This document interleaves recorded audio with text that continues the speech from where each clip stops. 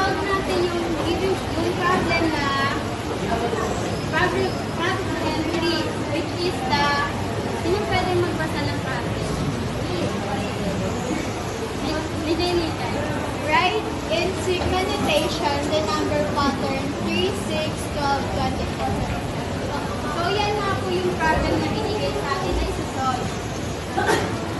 Ang sabi dito is, ulitin ko yung binasa niya para mas maintindihan nyo. Write in Sigma notation the number pattern 3, 6, 12, 24. Yung 8 sub 1 natin is 3 kasi ay yung first term natin sa problem. And yung ratio are kasi tinimes natin siya sa 2, which is 3 times 2 equals 6 and 6 times 2 equals 12 and 12 times 2, 24. Tama naman. And yung formula na ginamit natin is a sub n equal a sub 1 r raised to n minus 1.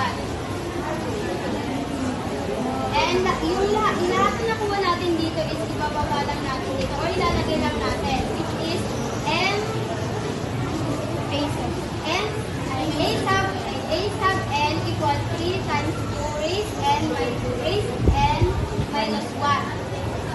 Bali, nakuha na natin to. Bali, ilalagay lang natin siya sa final answer here, which is the sigma notation. Kaya for to, kasi yung given number sa problem is 4, which is 3, 6, 12, and